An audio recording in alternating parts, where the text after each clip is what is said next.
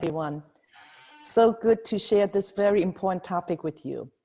And we like to do a series of workplace communication skill. In the past couple of sessions, you already learned some really good skills on storytelling and public presentation. Today, we focus on effective communication with your boss, building positive relationship. We all have bosses at work, don't we? Unless you really own your own business. And this can also help you how to communicate as a good boss as well. So sometimes we feel not ready and prepared for a good conversation with our boss.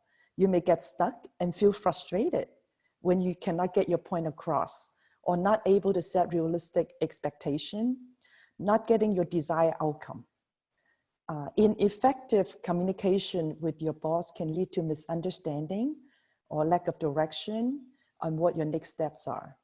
Sometimes you feel intimidated with your boss because they may not take active approach to talk to you or understand what you're doing, or your boss may be intimidating, and it could be difficult for you to connect to. So today, we're going to discuss how do we have effective communication with your boss and build positive relationship. So let's start with a word of prayer. Our Father God, we just thank you for you are our great God and you are our great boss. You are our ultimate CEO in our workplace, and you have called each one of us to work. And we lift up this session to you, especially during this time of COVID-19 pandemic, in a time of uncertainty, fear, and doubt. A lot of concern about our work, and also a lot of pressure, both from work, working at home, the 24-hour attention to the family and work and other responsibilities. So we pray that this 1 hour is a time for us to focus, for us to have faith in you, for us to learn new skill, to strengthen our relationship with our boss, and really find security in you and confidence in you. May your spirit comfort us, anoint us, and bless everyone who's listening, and give you all the glory. In Jesus' name we pray. Amen. Amen. So we're going to start with the foundation. Today we focus on, in communicating with your boss, what are the key values as the foundation? Then we'll go through some of the techniques, and there are many more detailed technique and practical skill that we'll learn in future sessions. So start with the value. The value I came up with to share with you, and I love making acrostic, is SHINE. This is a SHINE value that this little picture shows. Every day is another opportunity to shine, that you will shine in your own responsibility using these values, and also help your boss to shine. I've always shared in my ultimate goal at work is twofold. One is to glorify God. Second is to help other people to be successful, including my boss, to help my boss to be successful, to shine like a superstar, to help my boss to do the best in delivering business value, customer value, and people value. And also help my coworkers and my teammates to shine and be successful. So that's very valuable, both for me to shine and help other people to shine. And how to influence up, how to lead up. And when we talk about leadership, has a lot to do with influence. It's not about controlling or commanding. It's about relationship and influencing our boss. When we build positive relationship, we can help influence and lead our boss to help them to be the best and help them to shine. N is to nurture ABCDE skills.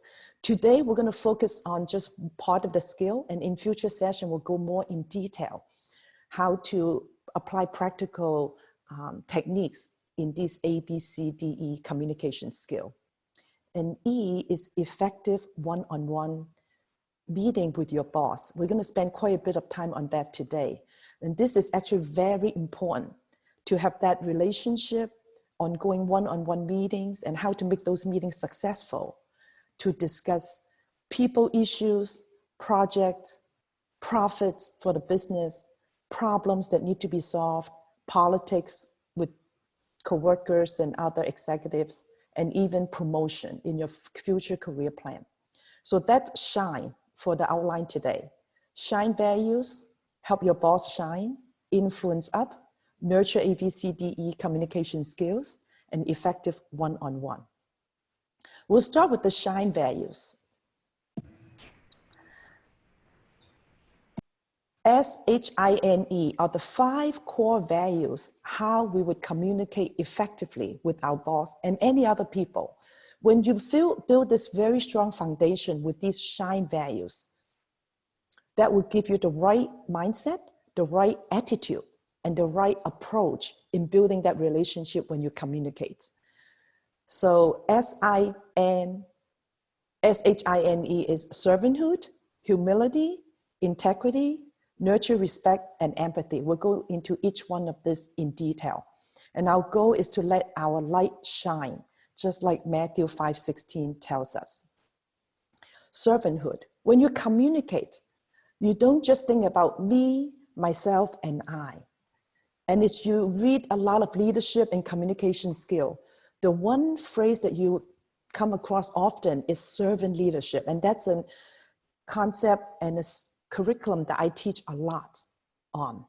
How can you become a successful servant leader? Servanthood is the mindset of thinking to help other people and serve others. Think from others' perspective, not me, myself, and I. When you care about others in communication, you care about your boss. What is my boss looking for? What is my boss interested in? How can I help my boss shine? That is servanthood, others-centered. As in Matthew 20:27-28, made it very clear when Jesus told the disciples, and when the disciples want to be first, they want to be leader. And Jesus said, whoever wants to be first must be your servant. Just as the Son of Man, Jesus, did not come to be served, but to serve others and to give his life as a ransom for many. Jesus didn't just give his time, didn't just give his talent or treasure, he gave his whole life for us. So that's a tremendous role model of how to communicate with servanthood attitude. So when you look at the detailed examples, how to be successful with servanthood communication skill, is you would win support for your ideas through logical and good influence persuasion instead of forcing them and controlling and commanding. Say, telling people, this is it, you have to follow me, and give this idea to your boss. You really want to influence and listen how to equip and help your boss with the suggestion that you make to help them to shine, help them to advance. Again, thinking from their perspective and open to your boss' suggestion and what learning you can gain from the boss.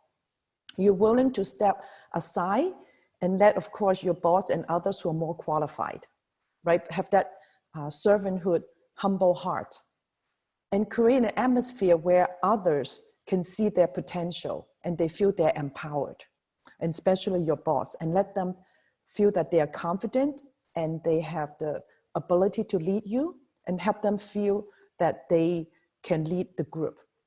Sometimes some bosses may have some sense of insecurity. Sometimes they are not certain if they're doing a good job, and this is when we could really assure them.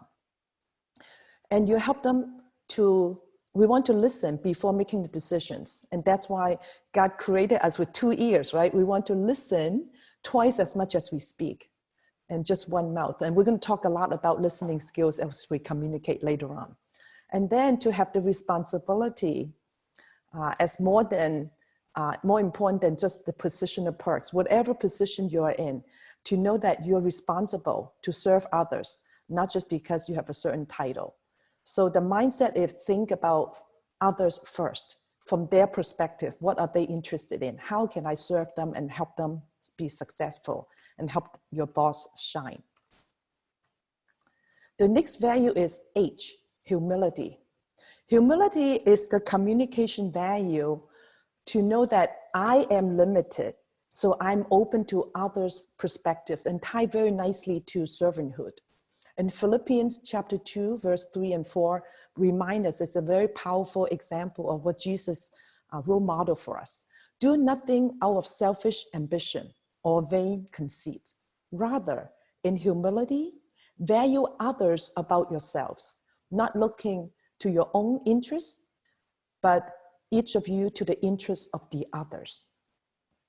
So these are examples of ways to demonstrate our value of humility. Again, listen to them with an open mind. A lot of times when we communicate, we may be very well prepared, and so well prepared that we are filled of ideas in our own mind, from our own perspective, and we forgot to listen. So we need to be very careful. When you are humble and demonstrate humility value in your communication with your boss, you would hold off on your own ideas and have an open mind to listen to what your boss say. And don't just brag or name drop and say, oh, I talked to this SVP and they agree with my idea, and giving your boss pressure. So we need to be very careful not to do that, and demonstrate respect and humility to your boss.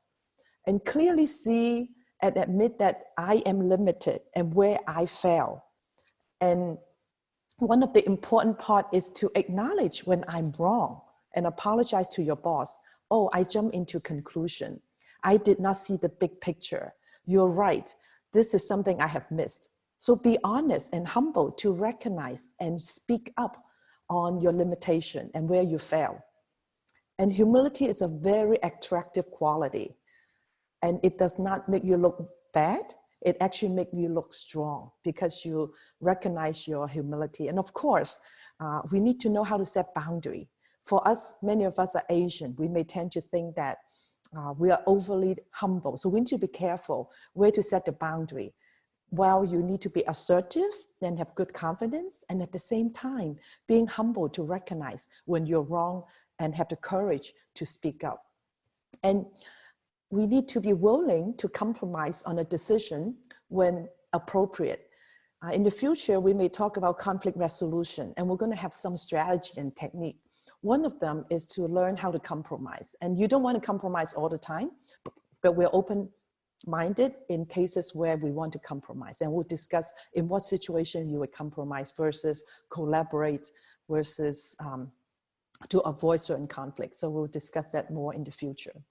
And we want to welcome suggestion and feedback. And we'll talk a lot about getting feedback in our one-on-one meeting discussion later. How to improve. When, again, you show humble and willingness to learn, you invite feedback. That way you're proactive, asking for feedback instead of being reactive and wait for your boss to tell you the feedback. That would be too late. And then we want to avoid self-righteous and think that, oh, I'm always right.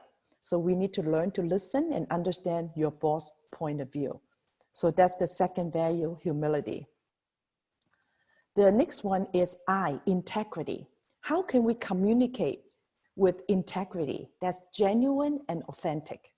The definition of integrity is doing the same right thing, whether people are watching or not, whether your boss is there or not.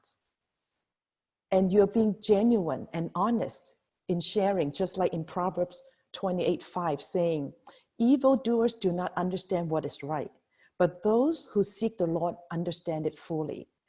So for me, working in the corporate 500, in corporate America, Fortune 500 company for 33 years, I've learned a lot about communication skill, especially knowing to always have a prayerful heart, especially in very difficult communications and meetings, and knowing the Holy Spirit will remind me what is right and how to seek the Lord to do the right thing, even though when people are not watching, because God is always watching and God is always there with us and giving us the wisdom. So we want to communicate to our boss in a way that they know you can be counted on to tell the truth, to stand up, to speak up for the truth, even though the truth sometimes may not be welcome, may not be pleasant. And we also learn not to talk about people behind their back, not to gossip, not to lie, and not to be self-serving. And be honest to keep what we say and what we make promises. Don't say one thing and do another thing. Do not twist the facts for our own personal advantage.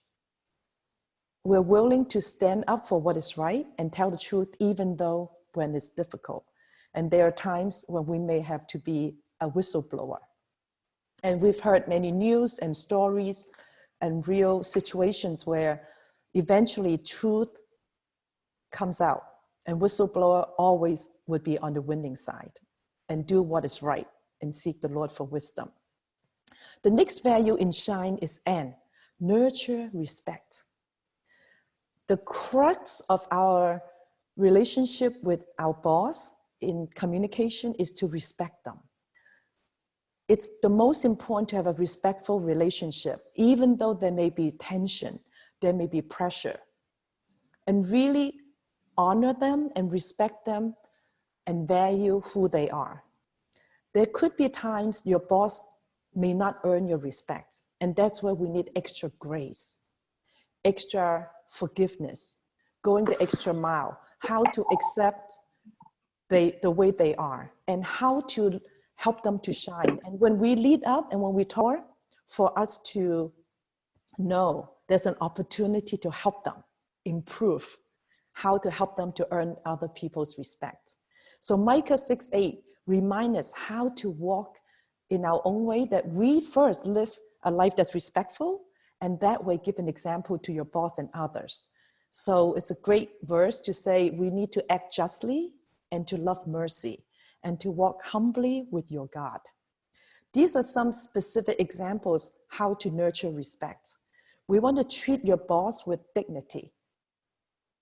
Respect their position, respect their authority, respect their personality, including their strength and their weaknesses. To have empathy on relating how they feel, to have compassion. They could have personal struggle, could have political struggle, could have some work pressure above and beyond what you can handle. Pray for them, care about them, respect them as a person. We want to have ability to earn their respect when we model, act justly, love mercy, walk humbly.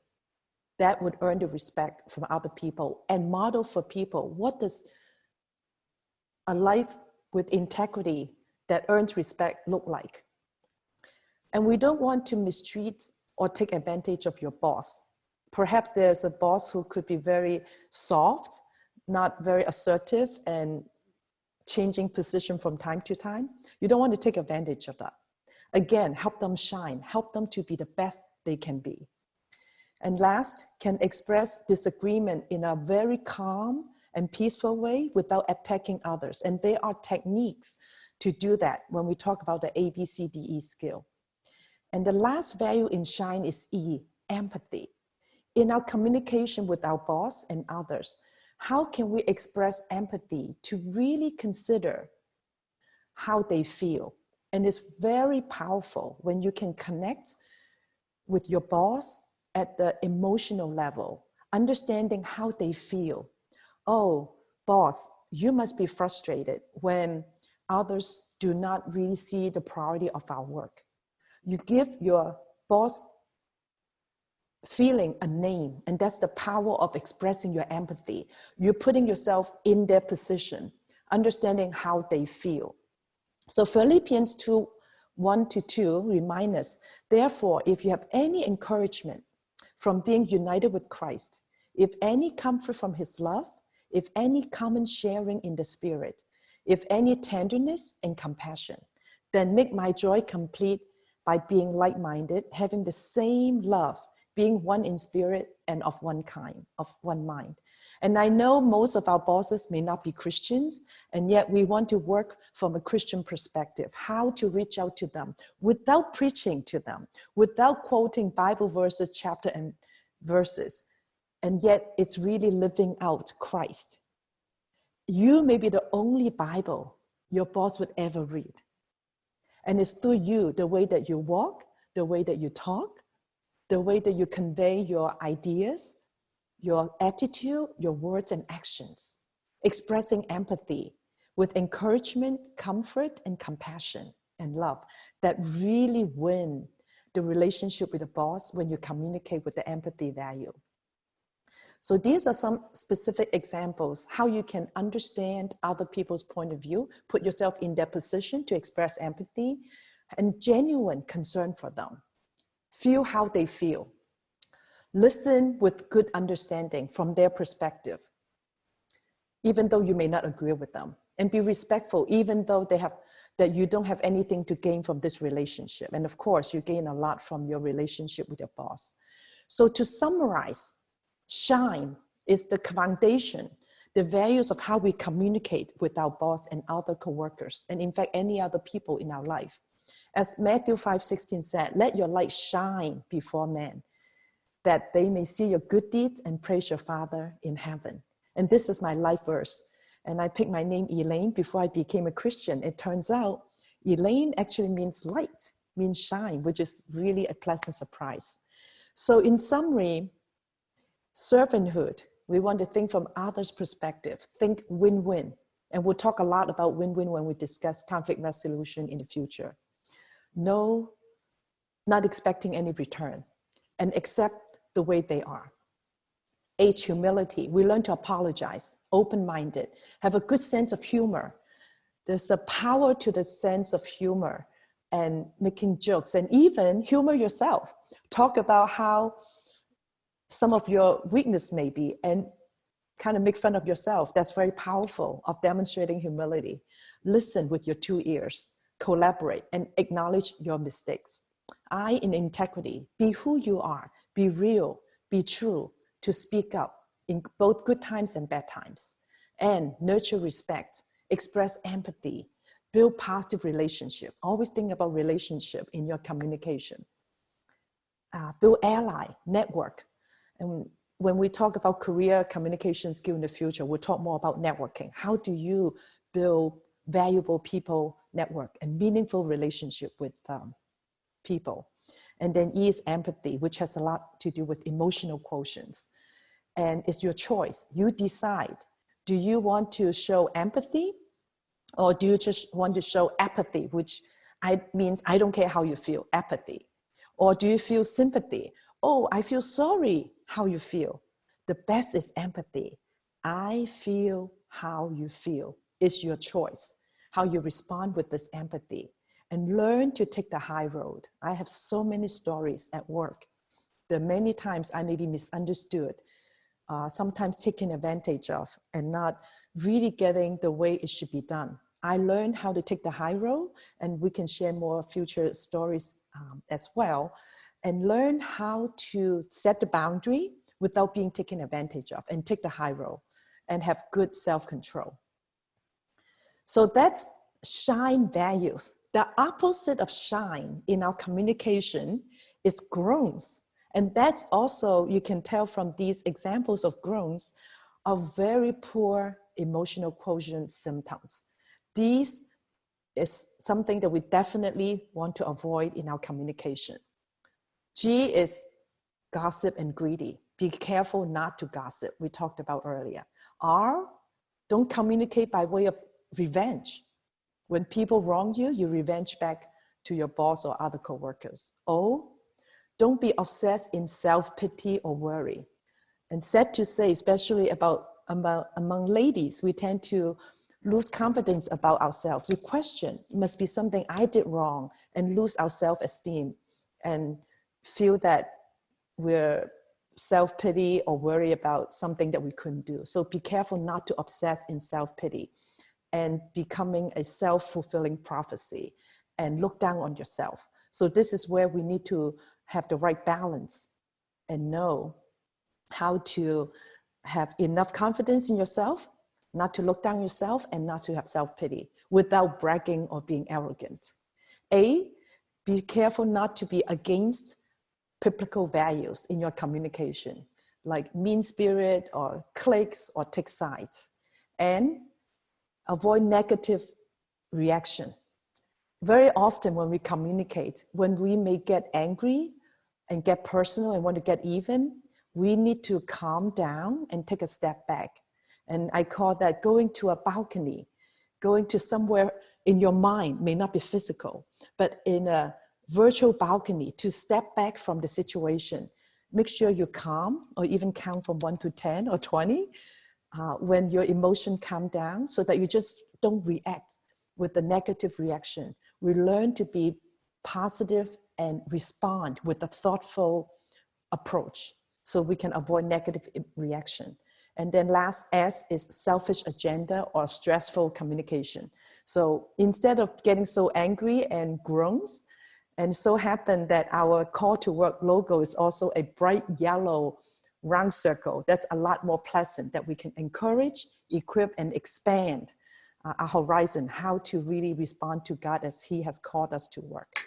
So this is a very drastic comparison between shine and groans in our communication approach and in our values. So I've done many mentoring with mentees, and one of the mentees did a really good job applying this shine and avoiding the groan skill. She's been a Christian for a long time, and she learned the shine and the groans acrostic from me.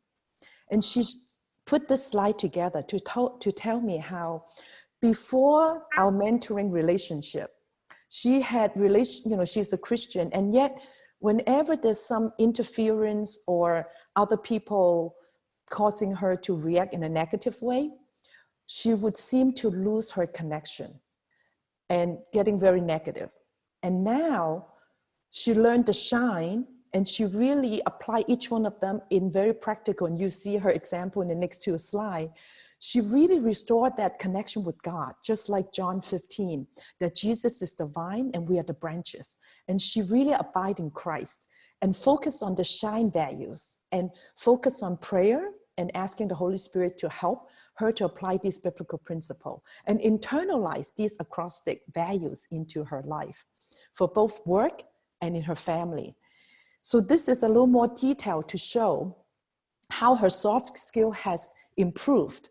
And she also used the SOAR approach to share the success of these soft skills in her relationship with her boss, coworkers, and her direct reports and her family. And I'll explain what SOAR is in the next couple of slides.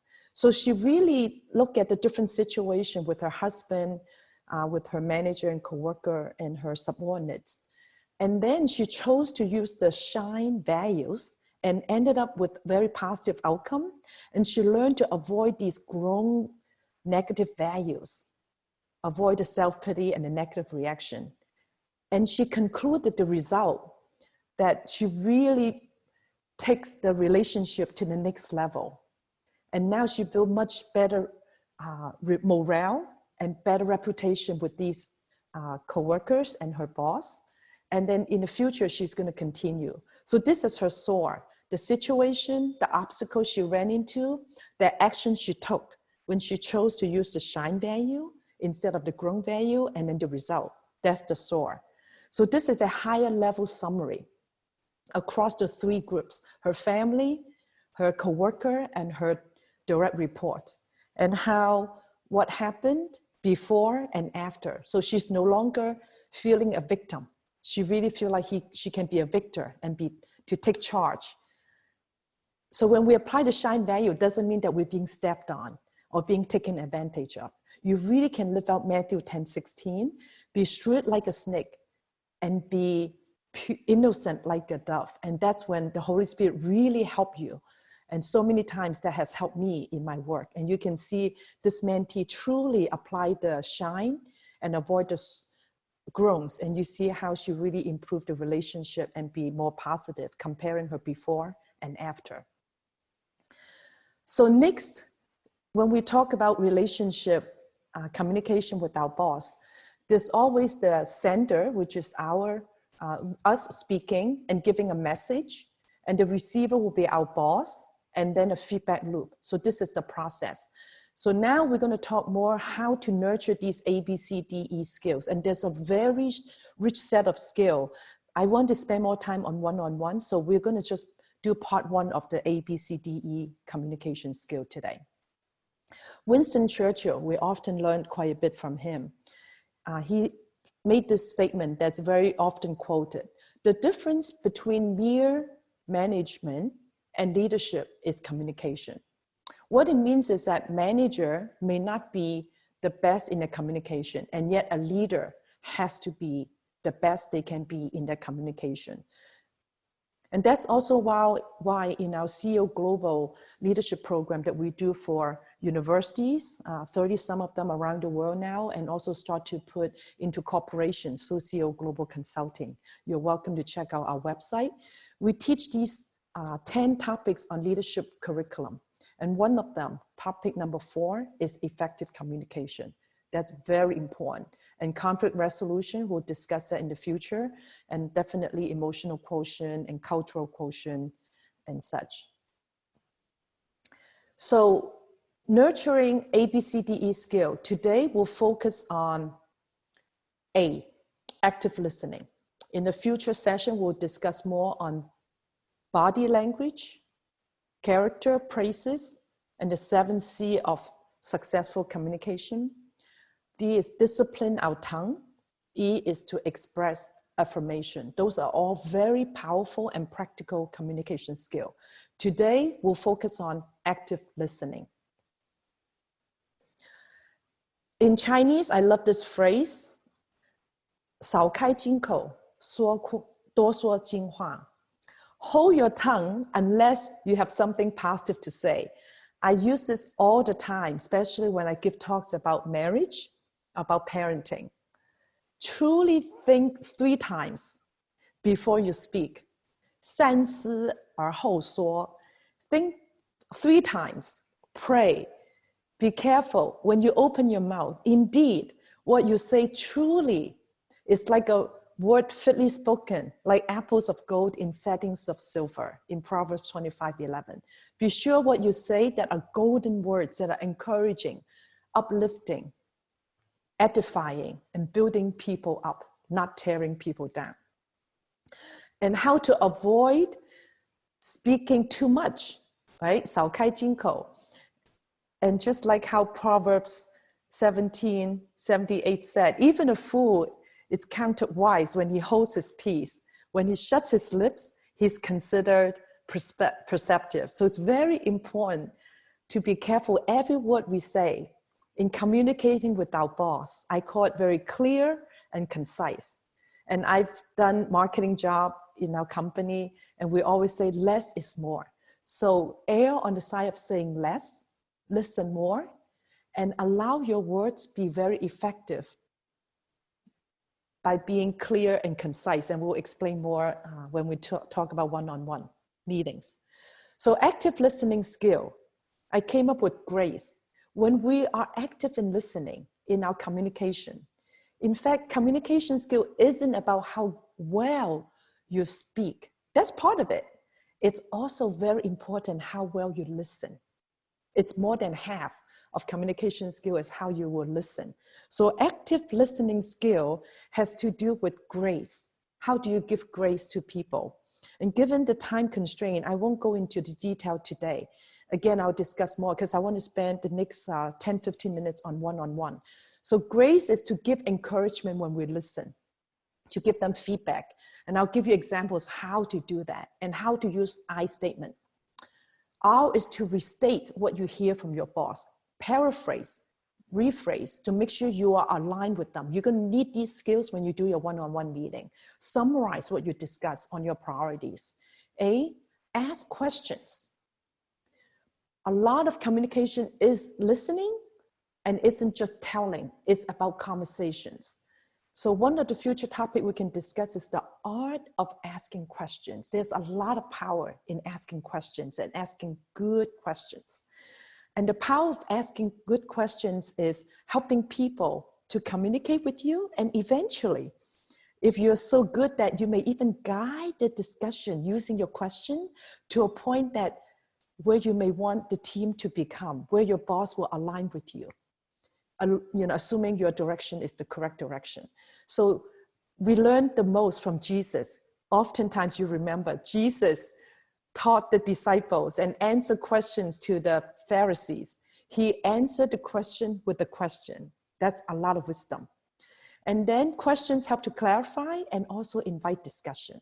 C is to be considerate, open to their perspective, their point of view, their mindset, their framework.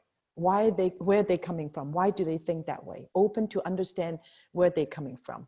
E is to express empathy, which we talked a lot about already. And there's a lot of power in communicating with your compassion and feelings. So now I want to spend the remaining time before Q&A on effective one-on-one. And this is extremely important in building relationship with your boss. As you know, our boss are busy, you are busy. You don't want to just talk to your boss in the hallway and unprepared. You want to have structured time. And this is the one-on-one. I hope most of you have one-on-one time. If you don't, I really encourage you to apply that. And how do you plan for your one-on-one? Before and practice in advance. And then during your one-on-one, how do you execute? And then after your one-on-one, how do you follow up? All those are very important.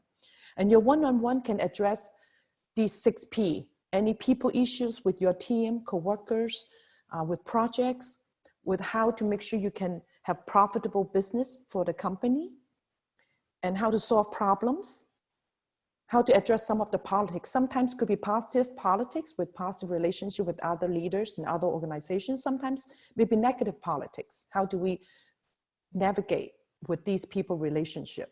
And then perhaps even talk about promotion. And I put promotion in quote, because our career development isn't always about promotion. It's also about career growth. And we'll discuss more in the future when we talk about career development and communication skill for successful career planning. So our goal for successful one-on-one meeting with our boss, and of course, if you're a boss, you also need one-on-one meeting with each one of your subordinates on your team. Be careful about these 3A. Who's your audience, right? So this is your boss. He or she is your audience. What would they be most interested in? You want to cater your communication, your agenda, your preparation to what the boss is interested in. They are the audience. At the same time, this one-on-one time is also for you. To be honest, for me as a boss, when I meet with my subordinate is responsible for the one-on-one time. They own the agenda, they own what they prepare to discuss and the outcome and the follow-up. So this is a time for you to take charge. You're responsible for the success of this one-on-one meeting. So audience is looking at your boss needs and also looking at what your needs to use your time in the way that would be most successful for the agenda you're going to build, which we're going to go through it. And approach. For me, as many of us perhaps as OBCs, overseas born, Chinese or Asians, or may not be native speaker, I am very well prepared with my one-on-one with visual aids. I use slides, use a project plan and things that can help, not just verbal communication, especially now we work so much from home. We need visual aids, the same way I'm using slide to communicate. We need many different ways, both visual, auditory, listening, the way that we speak, the way we talk, with the different tones, our pace, our speed, and our volume to help the conversation to be engaging as a conversation, and also kinesthetic, some way for people to participate with their hands. And then our agenda is very important. So the goal is to make sure we align with our boss, build connection with our boss, to even have inspiration from our discussion, ideas from the boss or from you that really make your conversation, your one-on-one very energizing, very positive, new ideas. And then it's an opportunity for feedback so that you're proactive for asking feedback as opposed to wait and be surprised in mid-year or annual feedback performance review. So those are our goals. So if you look at our heading, effective one-on-one for people, projects, profit, problem, politics, and promotion. That's what we're going to spend our remaining time. What we need to do for our one-on-one setup, we need to be very respectful and considerate of our boss time. They're very busy. They could have multiple people on the team. In my past experience as a boss and a subordinate, I usually would set up 30 minutes, perhaps once a week or once every 2 weeks, depending on the work scope and how big the team is. And that time is very precious. We need to be very diligent, very wise in planning the agenda. Agenda usually involve these three main areas. First, what's been completed since the last one-on-one meeting? What are some milestones? And we're going to go in detail how to communicate that.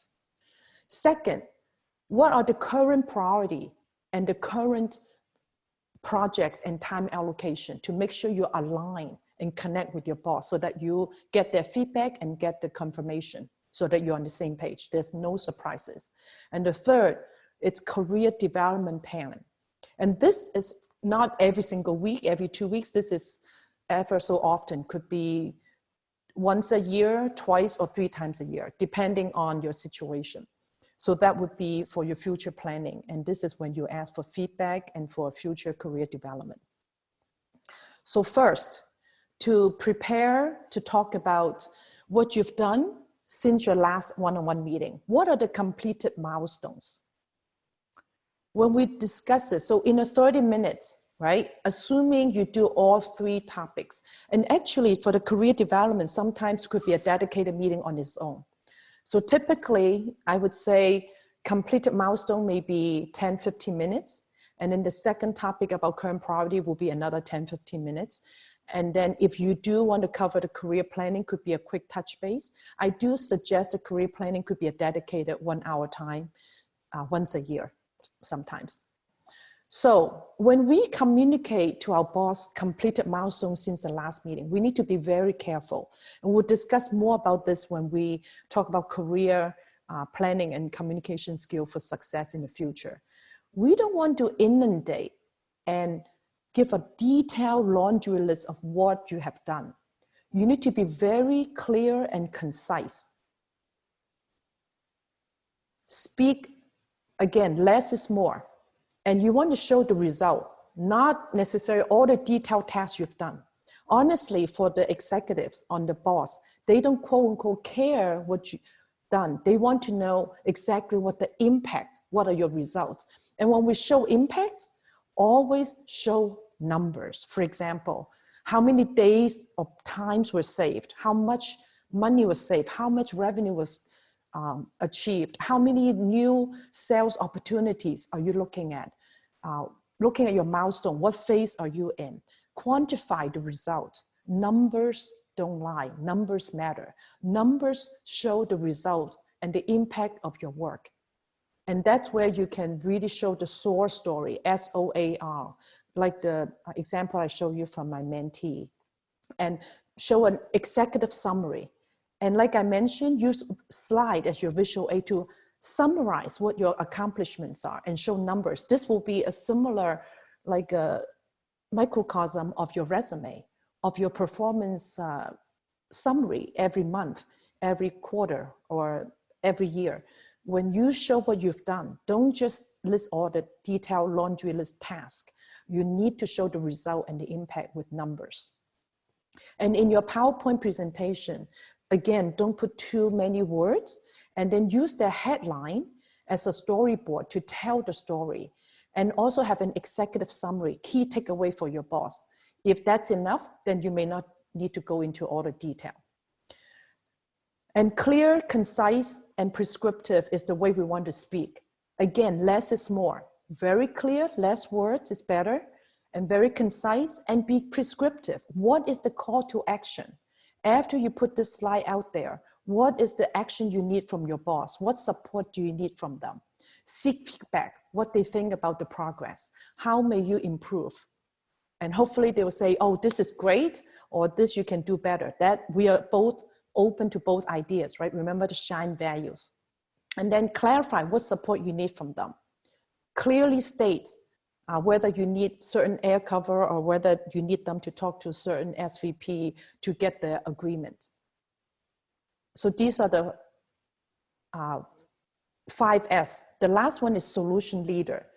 While you may have a problem that you need to share with the boss, that's important to share, I also encourage you to be a walking solution, to lead with solution. Do your homework when you have a problem you need to solve. It's good to be proactive. Identify the problem is halfway there. Then do homework with your coworkers, your teammates, with your partner organization.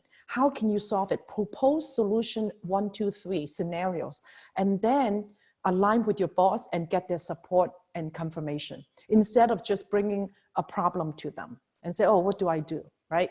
Don't wing it. Don't just think on the spot. Prepare. That's where the preparation before the one-on-one meeting is important. While the 30-minute meeting is short, your preparation could take a couple of hours to prepare, based on what you need to share on this first agenda, completed milestones since the last meeting, and what are the new things that happened. Then the second agenda topic would be on the current priority. So I want to show you an example what it means, headline storyboard. You use the slide of the headline as a storyboard. So do you like this headline saying one-on-one meeting with direct management? Or do you like this headline, effective one-on-one on people, project, profit, problems, and politics? This headline is an example of a storyboard. You want to put the executive summary as a one-liner on your slide. Once they see your headline on your slide, they know what the rest of the slide already say. Instead of just stating what the slide is, you want to tell what the story and the takeaway is. Instead of saying one-on-one meeting with direct management, that doesn't say much, right? That's just a header. So this is not a good headline. So this to show you an example of using your slide to communicate. So what is SOAR? Situation, obstacle, action, and result. Just like my mentee showed you how she had different situation with the boss or family, what the obstacle was, and how to take action using S.H.I.N.E values, and what's the result. I'll give you an example, just a 30-second to show a SOAR, concise storytelling on what you've accomplished. And this is very powerful when we talk about interviews, talk about career planning and career communication skill, is to explain your what and how. So here's a 30-second example on a SOAR story on how you solve a problem and how you are a fast learner. So you can time it, it's about 30 seconds as an example. I'm a fast learner and I like to learn new things on my own and solve problems. Last week, I ran into this difficult problem and not knowing how to use a tool. And this tool usually takes 13-week class to learn the tool. And I took the initiative to study online and ask experts. And in a week, I learned this tool. Then I applied this tool and solved the problem with the team. And now we have addressed this project challenge. So that is the situation of a project and the obstacle of not using a tool, and the action of taking my own initiative to learn. Instead of 13 weeks, it took me a week to learn it. And then as a result, I helped my team to be successful in solving this problem. So that's about 30 seconds of a clear, concise storytelling technique of SOAR, whether in interview, we'll talk more about that in the future, or in explaining to your boss what you've accomplished, what are the milestones, and share the particular quantified results. So this is an example of my mentee, what she did in sharing the before and after, learning the SOAR, learning the S.H.I.N.E value. And this is how she showed the situation, obstacle, action, and result. So now she's trained to think that way. Let's always think at an executive level. They care a lot about your result. Don't just spend time on the action. So be very clear and concise, and also prescriptive when you need their support. What action? What is the call to action for them? So the second agenda in a one-on-one, the next 10, 15 minutes that you need to prepare for, is what's the current priority and time allocation. Be sure to align the expectation with your boss. And oftentimes, especially in this COVID-19 and time of pandemic, it's a lot of challenge. We are asked to do more with less. We're always asked to do more and deliver more with less resources and less time available. So it's very stressful. And your boss could have changing priority, and they just gave you 5 projects and then they have another 3 coming to you. How do you respond without being negative, without being a naysayer and say, no, I cannot do it, and yet be assertive and apply Matthew 10:16, right? Be shrewd like a snake and innocent like a dove. How can you set the boundary and have wise communication applying the S.H.I.N.E value?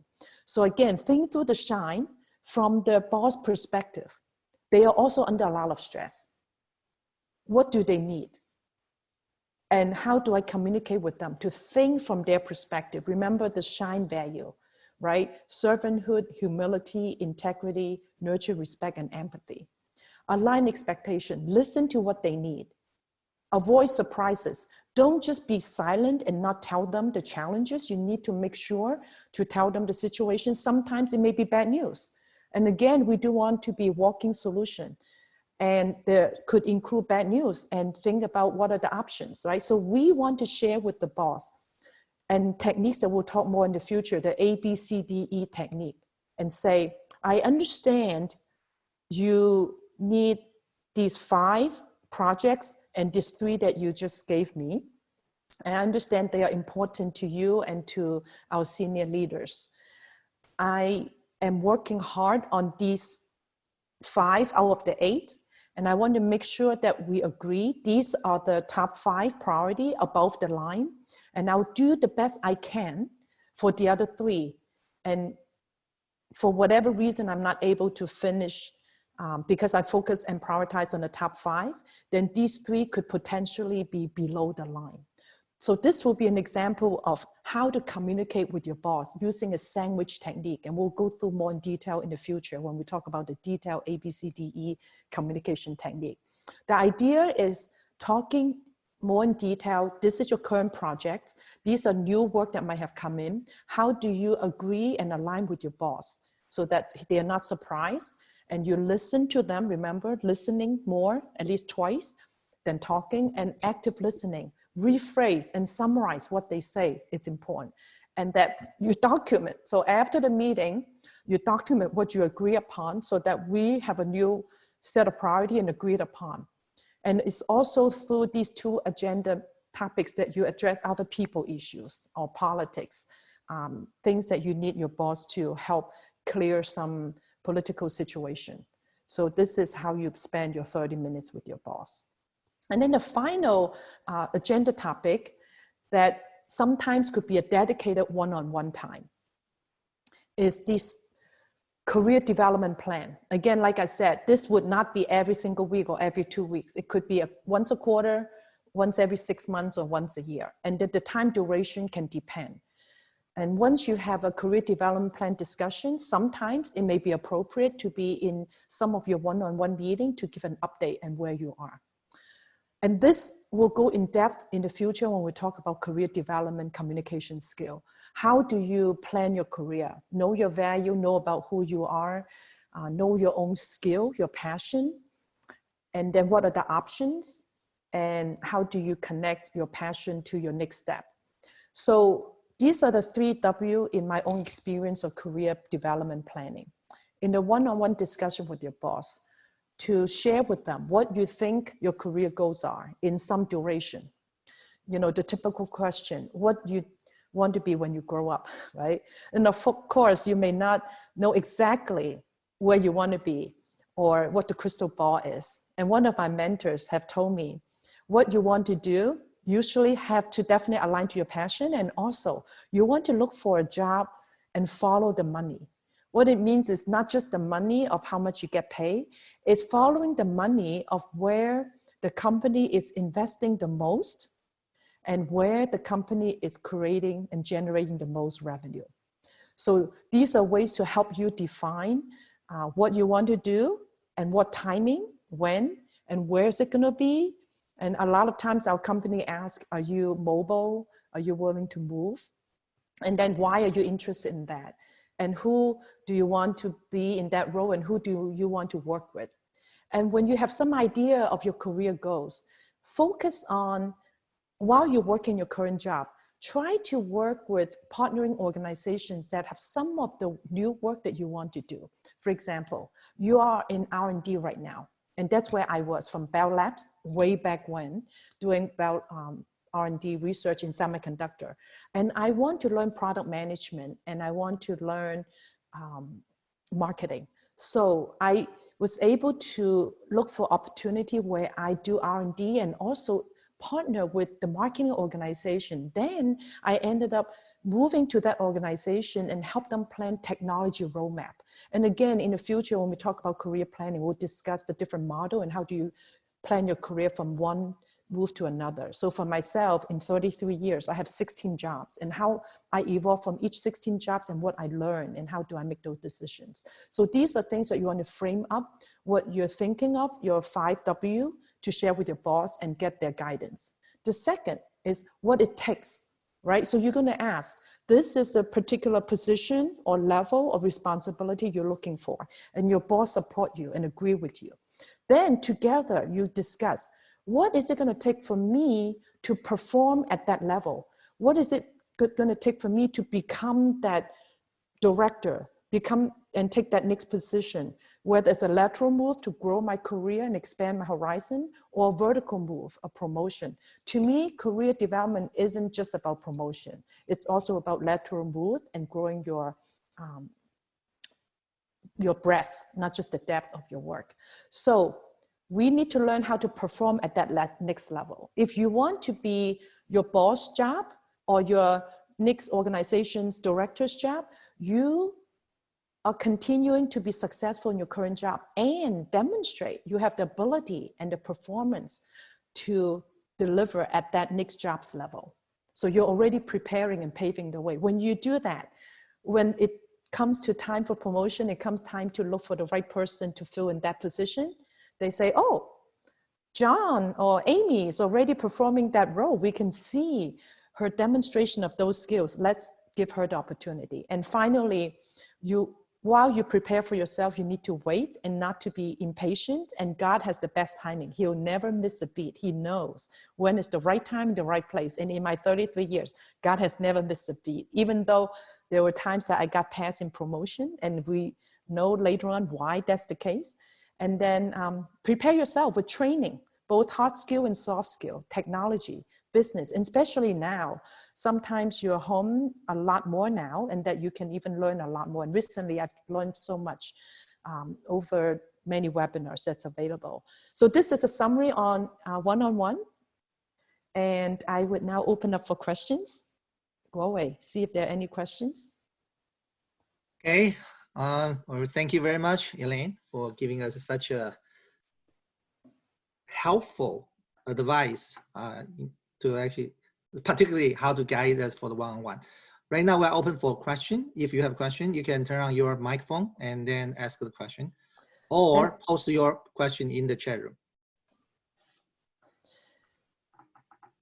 I got a question earlier about how to become a top performer in your group. So that isn't directly related to communication, although communication does help. Based on what I just shared with you in the last hour, you have an idea how you could be an effective worker by communicating and building positive relationship with your boss, and that contributes toward how good of a performer you are. And of course, it takes both hard skill and soft skill to be a good performer, and communication is an important part of soft skill. Any questions? Any other questions? Hello, Elder Elaine. This is Jerry. Can you hear me? Yes, I can hear you, Jerry. Hi, how are you? Good. Well, thank you. Great hearing you, and thank you so much for delivering these highly valuable classes.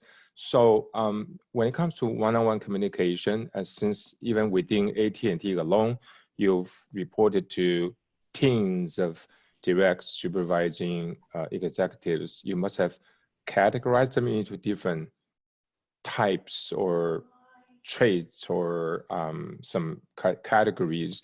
Are you planning, or would you share how the other party's personality and their background impact the way you communicate with them? Because I feel this is actually very important. So I'd like to hear that from you. Thank you. Right, very good point, Jerry. This is a very good question, because we absolutely do have different types of bosses, right? The boss who are really so-called dream boss. They care about you, they're proactive. And the boss who actually do this whole 1 hour that I just shared would be the dream boss you want to have. And I encourage for those of you who are boss and have subordinate, you could be a dream boss to your team, who care about you, practice the S.H.I.N.E value. That's beautiful. And yet there are other bosses who are very controlling, insecure, very self-centered. It's the opposite of the S.H.I.N.E value. And definitely there are times that you may have bosses like that. So there's a wide range. So based on what I share on the S.H.I.N.E value, you need to think about from their perspective, based on their personality. So I call this situational leadership, right? So it's based on the situation, based on the audience, the kind of personality they are. If they're insecure, like I mentioned earlier, help them to build the confidence. And leadership isn't just us leading down.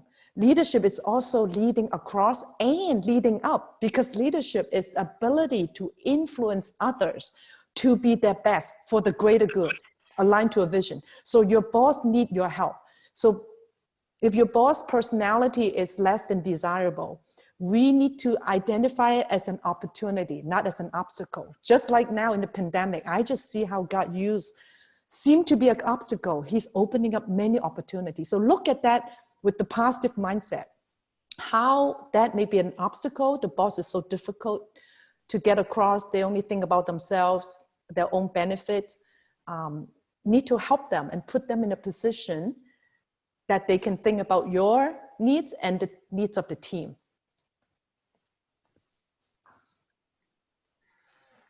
Okay, any other question? Yes. I have a one here. Mm-hmm. Please. Elaine, this is Stephanie. Hi, Stephanie. Yeah, thanks for sharing. And I just want to continue the previous question that you were talking about. Yeah, I do run into the boss. It's not a dream boss. So the issue is the boss got intimidated and threatened by me. And in life, I run into this kind of boss lots of time. And people tell me that's because the issue is Chinese say 功高震主啦. Okay. So now I think the current boss I work for is probably the most difficult, because she happened to be female. Okay, so I feel like I can sense the very big jealousy. Okay, and this insecurity from my female boss. So I see she do a lot to try to just, not allow me to shine. Although I try to help her to shine, but she just suppressed, So in this case, I just want to ask you, okay, something like that, what should I do? Should I move on to the better boss in the future? Or should I there's any solution for me to deal this kind of jealousy, female boss, it's just jealousy there. Yeah. And yes, thank you, Stephanie. Very, very real case, and I've experienced it myself as well. So and sad to say, and me being a woman, I hate to stereotype, I do see sometimes I have more challenges with woman boss than the male boss, unfortunately. And I'm guilty myself as well when I was a boss, right? So we may be very controlling, insecure, micromanaging, and we could feel intimidated by people on our team who are better than us. So how can we help a boss who's less desirable? So for those, like I mentioned earlier, right? So they are insecure. You could give example and say, boss, I'm so glad you made the suggestion and I use it. And that's how now the team really see the success of your suggestion. And perhaps, and I don't want for you to lie or manipulate. I just want you to look for opportunity to help them build up their confidence so that they don't feel intimidated. Perhaps especially with new boss who just got started with a new job to get into the position, or they may be your peer before and then they became your boss. There are many various factors, both situation and personality situation. So then you would look for the opportunity to encourage them, to catch them do right instead of catching them do wrong. And indeed, when their suggestion or perhaps suggestion that you guide them to arrive at, that they agree and approve the suggestion, give them credit, help them to build up their confidence. And some boss may be micromanaging. And what are their needs? They need information. Then you are being proactive to provide what they need before they kept coming to you or being very kind of annoying. And of course, to a certain point, through prayer, and as I've gone through my 33 years of career and going through my 16th job, and I'll share more in detail in the future, and every single move through prayer, God made it very clear, is it time to leave? So put this in prayer, pray for your boss, pray for their insecurity and asking God to help them to have the confidence and the peace, and guide you how to have wisdom using these techniques to have empathy, to identify with them and build positive relationship. And a lot of times when they feel intimidated, when you practice the S.H.I.N.E and really help them lower their guard and help them see that you really care about them and help them to be successful, hopefully they would be more relaxed. And then over time, when you feel that you may be at the end of your rope and it's something is not salvageable, then it may be time to leave. And hopefully you don't want to leave on a sour note. You want to leave on a positive note, but those are certainly options. And relationship comes first. Does that make sense? Thank you very much, Elaine. Yes. We have another question from Guangyue. Yes. Yeah. This is Gary. Thank you, Eld and Elaine, for this great presentation. Since we're talking about the one-on-one, I have one like very immediate kind of a question. So the situation is we'll have a new boss just coming in, and she was going to be reorg the whole organization, and then there will be some immediate direct report for to the new boss, and everybody is going to compete for that. And my question is, if I'm desired to get this, is this the right timing to show the ambition at the first one-on-one meeting? And also, if it is, then how do you show this? Okay, so is this a new boss? Do you know the person before? I know this person before through other interaction, and she actually knows the capability I have. Good, good, very good. So you already have some foundation, because we want to be very careful how to build on what they already know you as, right? So this is now a timing and opportunity open, and you want to suggest for you to take on that role because you feel that you're qualified and they know a little bit about you, correct? Yes, that's correct. Good. So that's great opportunity. Again, start with prayer and know that in your first meeting, be careful to build a rapport, build a good relationship and a good connection, right? Remember, the one-on-one is to connect, to align, to get feedback, and to inspire, right? The goal in that circle. So you think about how to make sure you align and connect first. I'm not sure how good a relationship you are with them. So you want to go in prepared to demonstrate the same kind of 3 agenda we talked about, even though it's not all in the detail. You want to demonstrate what you've accomplished, right? What are some qualities in both your hard skill and your soft skill? Remember the SOAR approach, right? How to articulate your strength. And I can help you, if you like, on a separate one-on-one time to meet with you to prepare, and how to talk about your strength. And I would discuss more detail on the career planning future session, where you want to give example of your strength in an IQ, like problem solving, fast learner, and give an example like I did for 30 seconds to give a powerful, compelling story. Second is EQ. How are you good with emotional quotient, team player, good relationship with others, how to influence others? So give example on that in difficult situation. How do you turn it around? Third is your AQ. How are you able to overcome adversity quotient, in, not afraid of challenge, especially during this time of pandemic. Give example, again, another 30-second story. So you need to be well prepared, both in your slide to tell the story with those executive summary key takeaway that I mentioned, and articulate in SOAR stories to make it compelling that you have the hard skill, you have the soft skill, and you have demonstrated that positions responsibility and show track record and results with numbers. And that way they will feel, but you just need to be careful, make sure we start with rapport, building relationship, and walk the fine line of being assertive, meaning having confidence in yourself and demonstrate substance, versus aggressive. You don't want to be aggressive in a way that's negative and say, oh, I want this job. So it's, again, Matthew 10:16, in Chinese is 灵巧像蛇,驯良像鸽子, right? How to be shrewd like a snake and innocent like a dove. It's a very delicate balance. But I'm happy for you. You should, prepare very well for that. Thank you. Thank you very much, Elaine. Yes, yes. At this moment, I want to actually make a simple announcement here. I think we have basically, we hope this seminar is helpful for you. And then we will have a follow-up discussion this afternoon around 3 o'clock at Cloud chat room. If you are interested, feel free to let us know. I actually posted the Zoom meeting link in the chat room, so you should be able to find it. There's a meeting ID and password. Welcome to join us. We are looking forward to listen to your feedback. We have actually final question. Basically, is from an audience. His question is: if I plan to change my job in a different division in the same company in the future, should I mention it to my current boss during career development plan? Yeah, definitely.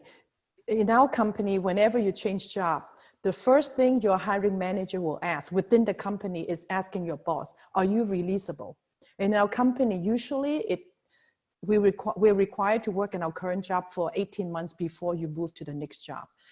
And that's where you build into your one-on-one agenda and your relationship with your boss in your career plan. So it's not a surprise. And there's a reason why you want to move. And assuming this is a boss who care about your career, and some may not be, and then you need to help them to get there. So you do want to be open and honest to share with your boss on your career plan, because they would be instrumental in recommending you and supporting you. Okay, thank you very much. Due to the time, is there any one more last question? Just one question about the, oh, sorry, Elaine, do you have something to add? Yeah, I will join the 3 o'clock today. If you have more question and feedback, I will be there as well, but go ahead. Oh, okay, so just a quick question. You were talking about the using the title, I guess on the slide or some, meeting summary to actually make it a storyline. Can you just repeat that again? Because I think that's very helpful. I've not been using that. Yeah, very powerful. Yes. Yeah. In any of your presentation in meetings, it's extremely powerful to use the headline. So when you give a presentation, and that's a whole separate topic on its own. And last time, Justin really did a good job on public speaking, right? Presentation. Your slide is your tool, especially for us who may not be native speaker. Slide, it's our tool. I've used it throughout this whole conversation, right, with you. So this is an example on the headline of the slide to tell the story. What is the message I want to give? My message is, in running effective one-on-one meeting to address people, project, profit, these are scope of my one-on-one meeting. Instead of just having this headline that just says one-on-one meeting with direct management, that's just a plain fact, right? Many times we just put a headline in our slide as what the topic is. Instead of just saying what the topic is, which is one-on-one meeting with direct management, you go an extra step. Use that headline to tell the story. In other words, say if you have 5 slides in your PowerPoint, I can read every one of your 5-slide headline and already connect those headlines into a story of what you're trying to tell me in this whole presentation. Does it make sense? Yes. Okay. Yes, thank you. This is a very good point. Yeah. I think especially because we're not native English speaker, it's very powerful. Yeah. Yeah. And in your presentation, usually, especially with leaders and executive, your first page is executive summary or key takeaway. And your key takeaway can have 5 points. And you could effectively use those 5 points to be your headline of the subsequent slide. Each one of slide could go into each one of those key takeaway, and could be multiple slides contributing to each one of the key takeaway. And your headline of the slide should connect to your executive summary. That way it's very easy for them to follow and connect. What is it that you want to say? And also be careful not to over-prepare with too many slides. And sometimes if you are presenting to make a decision with the executive, if your key takeaway and your first part of the presentation already getting the agreement and approval from your executive, you don't have to sell beyond the close. If they already agree, even though you work hard to prepare 30 slides, if your first 10 slides did the job, you stop and done, right? So you need to cater the presentation and the way you speak to the audience based on the objective and what the audience is looking for. And that headline is important skill. Okay? Thank you. Thank you, teacher Elaine. I think, thank you. Due to the time limit, we need to end today's conference at this moment. But let's actually thank Elaine one more time for her valuable time. And then this afternoon, if you have some more questions, feel free to join the @Cloud chat room at 3 o'clock. So we'll actually have Elaine in the place to answer more your question or listen to your desire for future communication topic in marketplace. Thank you very much for your help. And then looking forward to have you join us, and also keep healthy, keep yourself peace in mind during this COVID-19 pandemic. Thank you very much.